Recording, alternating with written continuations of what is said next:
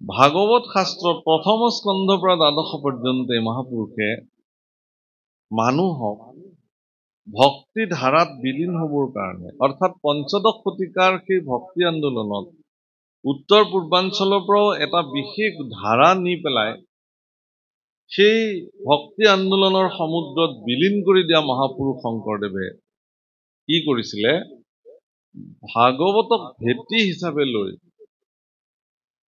ভাগৱতত ভক্তি ভাগৱতত বেলেগ একো নাই প্ৰভুসকল ভাগৱত এখন একদম মনুষ্য জীৱনৰ অতীব প্ৰয়োজনীয় শাস্ত্ৰ অত্যন্ত উত্তম শাস্ত্ৰ ইয়াত কেৱল মাত্ৰ ভক্তিৰ কথা বৰ্ণন কৰা হৈছে ভক্তি আপোনালোকৰ ভিতৰত থকা ভক্তিটোক জাগ্ৰত কৰিব লাগে বাছ ভাগৱতৰ ইমানেই কাম সেইকাৰণে ভাগৱত শুনা লোকসকলে অন্য শাস্ত্ৰ শুনাটোক প্ৰাধান্য নিদিয়ে ভক্তসকলৰ অন্য শাস্ত্ৰৰ প্ৰতি ৰুচিও নাই আৰু স্পৃহাও ও যিটো শাস্ত্ৰে নাই কৃষ্ণ চৰিত্ৰ অমৃত উচিষ্ট গৰ্তত কৰি সিতুয় পবিত্ৰ ও কাকতুল্য কামী পুৰুষৰ তাত দুটি ভকতৰ নাই তাত অভিলাষ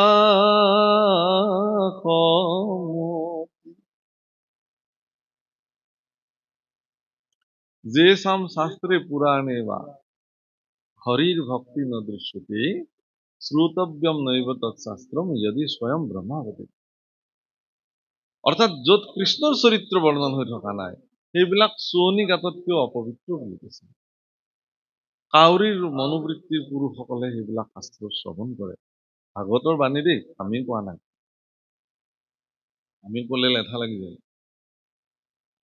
হয়নে আমি ক'লেই জেমেলা হৈ যাব আমাৰ কোৱাৰ অধিকাৰো নাই ক্ষমতাও নাই ভাগৱতে কৈছে কি কৈছে যে ভকতৰ তাত তিলমানো অভিলাষো নাই আৰু ৰুচিও নাই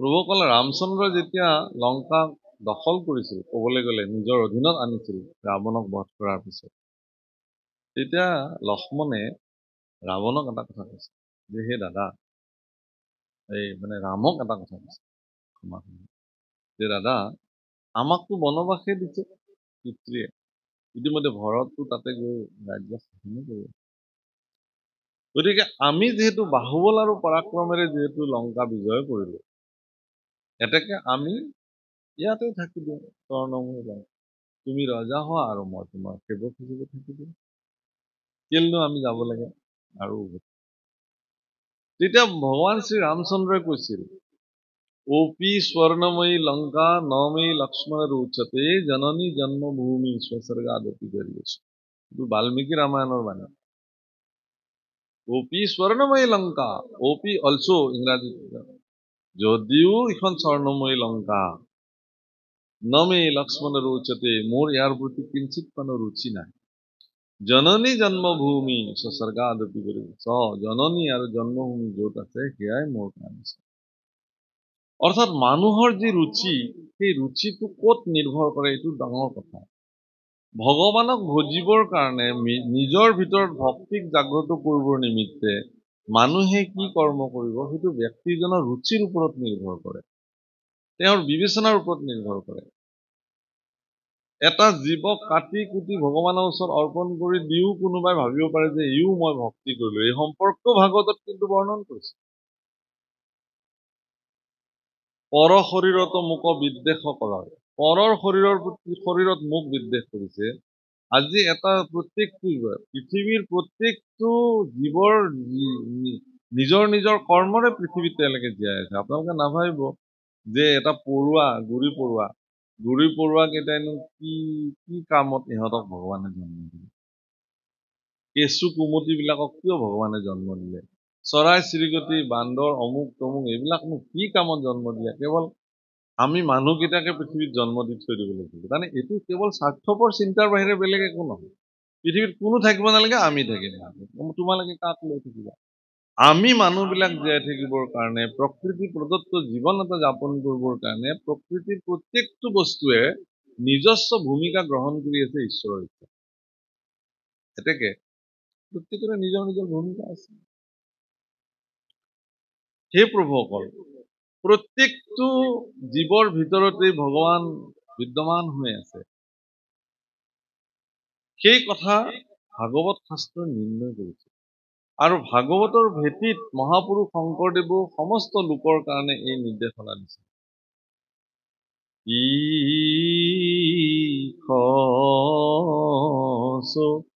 ৰূপে হৰি সবঘতে বৈঠ জৈসন গগন য়াতি নাৰায়ণ কাহে ভকতি কৰু তেৰা। ইয়াতে বৰ ধুনীয়া কথা কৈছে। ঈশ স্বৰূপে হৰি সবঘতে বৈঠে। ঘট মানে কি? ঘট মানে শৰীৰ। প্ৰত্যেকটো শৰীৰতে ভগৱান বিদ্যমান হৈছে। গছ, লতিকা, তৰু, তৃণ, জীৱ, জন্তু, মানুহ চবৰ ভিতৰতে ভগৱান আছে। ভগৱানৰ অস্তিত্ব বিদ্যমান, এইটোৱেই ভগৱান, এয়াই ঈশ্বৰ। তাকে নুবুজি আমিবিলাকে কেৱল মই জীয়াই থাকিব লাগে, তাৰ কাৰণে সকলোকে মাৰি সবকহু মাৰি পুৰতো ওহি উদৰ কৰতো নাহি কৰতো ভিতৰা। এই বৰ্গীটো নেকি? সকলোকে মাৰি মই জীয়াই থাকিব লাগে, বাছ এনেকুৱা মনোবৃত্তি হ'ব নোৱাৰে। এনেকুৱা মনোবৃত্তিৰ ব্যক্তি যিমান ধাৰ্মিক হলেও তেওঁ উচিত স্থান থাকিল। পঞ্চপাণ্ডৱে যেতিয়া স্বৰ্গাৰোহণ কৰিছিল, এজন এজনকে ভাতৃৰ যেতিয়া স্খলন ঘটিছিল, তেওঁলোকে কিয় স্খলন হল, স্বৰ্গাৰোহণ তেওঁলোকে কিয় কৰিব নোৱাৰিলে যুধিষ্ঠিৰৰ লগত, এই এক এক প্ৰশ্ন প্ৰত্যেকে সুধিছে যে দাদা মই কিয় নোৱাৰিলো, মইতো ইয়াতে ৰৈ যাব লাগিব। এতিয়া যুধিষ্ঠিৰে এজন এজন ভাতৃৰ তেওঁলোকৰ জীৱনত থকা যিবিলাক ত্ৰুটি সেইবোৰ কৈ গৈছে। ভীমখেন যেতিয়া সদুশেষত ভীম যেতিয়া পৰি গল, ভীম যাব নোৱাৰা হল, ভীমে সুধিছিলে দাদা মোৰ কি, মই কিয় যাব নোৱাৰিলো, মই কিয় ৰলো, মইতো যাব পাৰিব লাগিছিল। কৈছে তোমাৰ এটা বিশেষ চৰিত্ৰ আছিল, সবকহু মাৰি পুৰতো হৈছে। তুমি কোনোবাই খাওক নাখাওক তুমি খাব লাগে, কেৱল এইটো চিন্তা তোমাৰ আছিল। এইটো মনুষ্যৰ চিন্তা হব নালাগে। আমিতো সত্ৰ পৰিয়ালৰ মানুহ, আমাৰতো পৰিয়ালত আজিও পৰম্পৰা, আমাৰ আজো ককাহঁতৰ দিনৰ পৰাই এয়া আছিলে যে কি ৰন্ধন প্ৰকৰণ কৰি এবাৰ পদূলিলে যাব লাগে। কোনোবা অতিথি আহিছে নেকি, কোনোবা তেনেকুৱা ক্ষুধাতুৰ ব্যক্তি আহি পদূলিত ৰৈছেহি নেকি, কোনোবা তেনেকুৱা দৰিদ্ৰজন ভিক্ষাৰীজন আহিছে নেকি, তেওঁক মাতি আনিব লাগিব। যদি তেওঁ আহে তেন্তে প্ৰথম তেওঁক ভোজন কৰাব। মাতৃ কুন্তীয়ে এই শিক্ষা পঞ্চপাণ্ডৱক দিছিলে। এদিনটো গোটেই দিন ভিক্ষা কৰি কৰি অকমান চাউল মাত্ৰ পাইছিলে পঞ্চপাণ্ডৱে। সেই চাউলখিনি ৰান্ধি মাত্ৰ 5জন ভাতৃৰ সন্মুখত বাঢ়ি দিছিলে মাত্ৰ অন্ন। হেন সময়তে 5গৰাকী কৰবাৰ পৰা ঋষি আহি উপস্থিত হল আৰু মাতৃৰ নিৰ্দেশত 5জন ভাতৃয়ে নিজৰ নিজৰ খাদ্যখিনি 5গৰাকী ঋষিক প্ৰদান কৰি পেলাই অতিথি শুশ্ৰূষা কৰিছে। ইয়াৰ ভাৰতবৰ্ষৰ পৰম্পৰা। গতিকে এই ধাৰণাবিলাক পশ্চিমীয়া ধাৰণা। কোনোবাই মৰিলেও মৰক, আমি জীয়াই থাকিব, মই জীয়াই থাকিব, কোনোবাই নাখালেও খালেও নাজানো, মই খাব লাগে। কিন্তু ভাৰতবৰ্ষৰ সনাতনী পৰম্পৰাত এই ব্যৱস্থাৰ কেতিয়াও স্থান নাই। ভাৰতবৰ্ষৰ সনাতনী পৰম্পৰাত মই নিজেও জীয়াই থাকিব লাগিব আৰু আনকো মই জীয়াই থাকিবৰ কাৰণে যি পাৰো উপকাৰ কৰিব লাগিব। আমি সকলোৱে লগ লাগি জীয়াই থাকিব লাগে। আমি পৰস্পৰে পৰস্পৰক সহযোগিতা কৰি জীয়াই থাকিব লাগে। এই ভক্তিৰ ধাৰাটোক জগতত প্ৰৱৰ্তাই ৰাখিবৰ কাৰণে উদ্ধৱ নামৰ এটা বিশেষ চৰিত্ৰ, সেই চৰিত্ৰ ভগৱানৰ তেওঁ পৰম বান্ধৱ আছিলে। সেই উদ্ধৱক ভগৱন্তই এই নিৰ্দেশনা দি থৈ গৈছিলে যে ভকতিক ৰাখি তুমি জগতত থাকা, মই যাবই লাগিব, মই যাম। কিন্তু ভগৱান কৃষ্ণ দৈৱকী নন্দন হৈ পৃথিৱীত আহিলে আৰু 125 বছৰ কাল তেওঁ লীলা সাধন কৰিলে, কৰি তেওঁ এতিয়া যাবলৈ ওলাইছে বৈকুণ্ঠলৈ পুনঃ। আৰু এনেকুৱা অৱস্থাত উদ্ধৱে তেওঁৰ অন্তৰৰ কথা বুজি পালে, তেওঁৰ ইংগিত তেওঁ বুজিব পাৰিলে। এই বিমংগল দেখি তেওঁ ঈশ্বৰৰ ভক্তি কাজ হৃদয়ত জাগ্ৰত কৰি ল'লে আৰু কৃষ্ণৰ প্ৰতি কান্দি কান্দি তেওঁ অত্যন্ত শোক বিভল্ল হৈ ক'বলৈ আৰম্ভ কৰিলে। ৰাম তেজিয়া নিশ্বাস চাপিলন্ত পাশ সন্তাপে আকুল ভাৱ বিৰল থানত পৰি প্ৰণামিলা শিৰে পৰশিয়া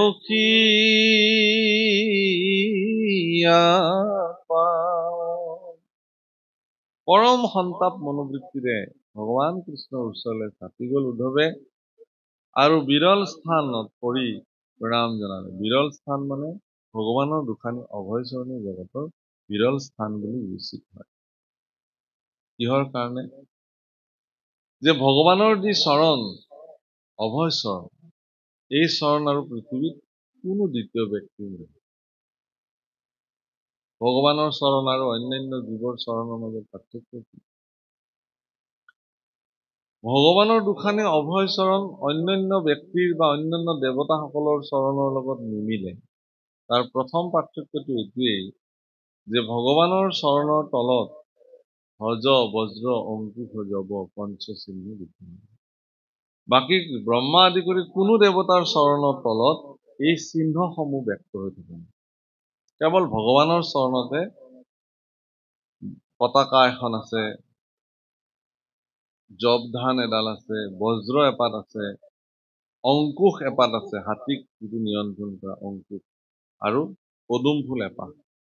আৰু আচৰিত কথা যে ভগৱানে যেতিয়া খোজ থয় পৃথিৱীত, সেই খোজটো দাঙাৰ লগে লগে পৃথিৱীত তেওঁৰ চৰণৰ খোজত এই 5টা চিহ্ন অংকিত হৈ হৈ গৈ থাকে। আজি অন্য দেৱতা এগৰাকী ব্ৰহ্মা যদি খোজকাঢ়ি যায় ইফালেৰে, ব্ৰহ্মাৰ চৰণৰ কোনো চিহ্ন নাথাকে। কিন্তু মোৰ প্ৰভু যদি এইফালেৰে খোজকাঢ়ি কেনেবাকে যায়, তেতিয়াহ'লে তেওঁৰ প্ৰত্যেকটো খোজতে এই 5টা চিহ্ন প্ৰতীক চিহ্ন পৰি গৈ থাকে। এটি তেওঁৰ ভগৱানৰ চৰণৰ বিশেষত্ব। এই চিহ্নকেইটাৰ বিশেষত্বতা কি? ই ভজন তত্ত্ব, শৰণ তত্ত্ব। শৰণাচাৰ্যসকলে শিষ্যসকলক শৰণ দিলে ইয়াৰ তাৎপৰ্য ব্যাখ্যা কৰিব লাগে। তেওঁলোকৰ হৃদয়ৰ মানস পটত ভগৱানৰ এই চৰণ যুগলৰ মাহাত্ম্যক উদাৰ চিত্তেৰে অংকন কৰি দিব পাৰিব লাগে। গুৰুসকলৰ এইটো দায়িত্ব। যাতে এজন শৰণীয়া ব্যক্তি আৰু এজন অশৰণীয়া ব্যক্তিৰ যেতিয়া গুৰু সেৱা কৰিব, এজন শৰণ লোৱা ব্যক্তিৰ যেতিয়া ঈশ্বৰৰ স্থানত গৈ প্ৰাৰ্থনা কৰিব আৰু এজন অশৰণীয়া ব্যক্তিৰ যেতিয়া ঈশ্বৰৰ ওচৰত গৈ প্ৰাৰ্থনা কৰিব, তেওঁলোকৰ মাজত চিন্তাৰ পাৰ্থক্য থাকে। শৰণীয়া ব্যক্তি এজনে ঈশ্বৰৰ চৰণত হাতযোৰ কৰাৰ লগে লগে তেওঁৰ মানস পটত ভগৱানৰ এই দুখানি চৰণ চিত্ৰ সহিত অংকিত হৈ সন্মুখত বিদ্যমান হ'ব। আৰু এইটো তেতিয়া হ'ব যেতিয়া তেওঁৰ সদ্গুৰুৱে তেওঁৰ হৃদয়ত এই চৰণ যুগলক চৈতন্য কৰি আঁকি দিব পৰাৰ ক্ষমতা থাকে। যদি নাথাকে তেতিয়াহ'লেও কাম নাই। কিন্তু গুৰুসকলৰ মহিমা, গুৰুসকলে পাৰে, গুৰুসকলৰ হাতত এই ক্ষমতাটো থাকে। সেইকাৰণে শৰণৰ মহিমা বিশেষ। শৰণীয়া ব্যক্তি আৰু অশৰণীয়া ব্যক্তিৰ মাজত এইটো ডাঙৰ পাৰ্থক্য। এজন শৰণীয়া ব্যক্তিয়ে কেনেকে আসন গ্ৰহণ কৰিব, আৰু সেইটোত এজন ব্যক্তিক ইয়াতে বহক আসন দিয়াৰ লগে লগে তেওঁ যেতিয়া বহিব, তেতিয়াই পৰিচয় ওলাই যাব যে তেখেত ঈশ্বৰত সমৰ্পিত ব্যক্তি হয় নে নহয়। আসন লওঁতেই গম পাব কেনেকে আসন ল'ব। আৰু আসন লোৱাটোৱে পৃথিৱীত ডাঙৰ কথা। এখন আসন মই অধিগ্ৰহণ কৰিম, সেই আসনখন বিশেষ। আপোনাক কেতিয়াবা কোনোবাই ভাগৱতৰ আসনত বহুৱাই দিব পাৰে, কোনোবাই আপোনাক নামাচাৰ্যৰ আসনত বহুৱাই দিব পাৰে, কোনোবাই আপোনাক শৰাই সাজিবৰ কাৰণে সেই আসনত উপস্থিত কৰাই দিব পাৰে। কোনোবাই আপোনাক উপদেশী আসনত বহাব পাৰে, ব্যাখ্যাকাৰৰ আসনত বহাব পাৰে। সেই আসনখন আপুনি কেনেকে গ্ৰহণ কৰিব, কেনেকে অধিগ্ৰহণ কৰিব? যদি নিজেই সেই আসনখনত আসীন হ'ব জনা নাই, তেতিয়াহ'লে সেই আসনখনৰ পৰা আপুনি লোকক কি উপদেশ দিব? কেতিয়াবা গুৰু আসনত আপুনি আসীন হ'ব, আপুনি শৰণ ভজন দিয়াৰ দায়িত্ব আপোনাৰ তাত পৰিব। তে গুৰুৰ আসনখন গ্ৰহণ কৰিব যদি আপুনি জনা নাই, তেতিয়াহ'লে লোকক আপুনি কি শৰণ ভজন দিব? সেইকাৰণে আসন বা পদবী গ্ৰহণ, আসন মানে পদ আচলতে এইটো। ব্ৰহ্মাক যেতিয়া ব্ৰহ্ম আসন দিছিলে, ব্ৰহ্মাৰ আসনখন তেওঁ কেনেকে গ্ৰহণ কৰিব লাগে এই কথা তেওঁ জানে।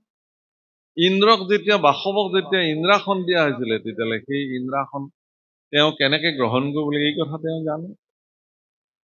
গতিকে আপুনি বা মই যদি ভগৱানক কওঁ যে প্ৰভু মোকো কেইদিনমানৰ কাৰণে ইন্দ্ৰৰ আসনত বহুৱাই দিয়ক, যদি আপোনাৰ যোগ্যতা আছে ইন্দ্ৰৰ আসনত বহাৰ, ভগৱানে আপোনাক বহুৱাব। কাৰণ ইন্দ্ৰৰ আসনহে এইটোত, ইন্দ্ৰ এটা কোনো দেৱতা নহয়। ইন্দ্ৰ এটা পদবীৰ নাম, ব্ৰহ্মা এটা পদবীৰ নাম। তাত যিজনে বহে তেওঁকে ব্ৰহ্মা বোলে, তাত যিজন বহে তেওঁকে ইন্দ্ৰ বোলে। বৰুণ এটা পদবীৰ নাম, যোন বহিব তেওঁৱে বৰুণ হ'ব সিদিনাখনৰ পৰা। অগ্নি এটা আসনৰ নাম, তাত যোন বহিব তেওঁৱে অগ্নি হ'ব। এবাৰ সেই আসনখনত বহাৰ কাৰণে হেঁপাহ জাগিলে কাৰ? ৰাৱণৰ কনিষ্ঠ ভ্ৰাতা এই কুম্ভকৰ্ণ। কুম্ভকৰ্ণৰ বোলে মই ইন্দ্ৰ আসনত বহিব লাগে। ৰাক্ষস কুলক জগতত প্ৰতিষ্ঠা কৰিবৰ কাৰণে, দানৱ সংস্কৃতিক গোটেই জগতত যুগমীয়া কৰিবৰ কাৰণে ৰাৱণ, কুম্ভকৰ্ণ আৰু বিভীষণ তিনিওজনকে ব্ৰহ্মাক সাধন কৰিবৰ কাৰণে তেওঁলোকৰ ককায়েকে আজ্ঞা কৰিলে। মাতৃৰ নিৰ্দেশত মাতৃও আজ্ঞা কৰিলে যে মাতৃ যিহেতু ৰাক্ষস কুলৰ দানৱ কুলৰ আছিলে, পিতৃ তেওঁ ব্ৰাহ্মণ কুলৰ, মাতৃ যিহেতু ৰাক্ষস কুলৰ, গতিকে ৰাক্ষস কুলৰ ৰক্ষাৰ স্বাৰ্থত যেতিয়া তেওঁলোকে কাম কৰিছে, সেইকাৰণে তেওঁলোকে ব্ৰহ্মাক স্তুতি কৰিলে। আৰু ব্ৰহ্মাই আহি তেওঁলোকক যেতিয়া সাক্ষাৎ কৰিছিল, তেতিয়া ৰাৱণক সুধিছিল তোমাক কি লাগে? ব্ৰহ্মাই কৈছিল মোক অমৰ বৰ লাগে, যাতে মোক কোনেও মাৰিব নোৱাৰে। ৰাৱণে জানিছিল যে তেওঁ যদি অমৰ হৈ যায়, তেতিয়াহ'লে তেওঁ ৰাক্ষস কুলক সংৰক্ষিত কৰিব পাৰিব, তেওঁক যদি কোনেও মাৰিব নোৱাৰে। ব্ৰহ্মাই কৈছিল যে মই অমৰ বৰ দিয়াৰ অধিকাৰ মোৰ নাই, অমৰ বৰ দিয়াৰ অধিকাৰ কেৱল আৰু কেৱল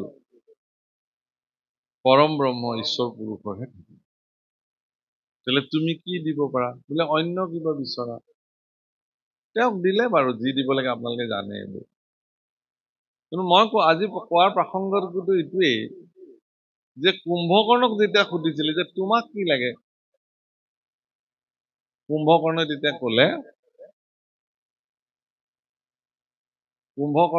ক'লে যে মোকো অমৰ বৰ লাগে। বোলে এইটো দিব পৰা নাযায়, বেলেগ লোৱা। কুম্ভকৰ্ণই তেতিয়া ক'লে কি? কুম্ভকৰ্ণৰ মনত ভাৱনা হ'ল যে মোক ইন্দ্ৰাসন লাগে, ইন্দ্ৰৰ আসনত গৈ মই বহিম। যেতিয়া এই কথা তেওঁ ক'লে, কিন্তু এনেহে ঈশ্বৰৰ ইচ্ছা, তেওঁ ক'ব লাগে মোক ইন্দ্ৰাসন লাগে বুলি, তেওঁৰ মুখেৰে ওলাই আহিল মোক নিদ্ৰাসন দিয়া।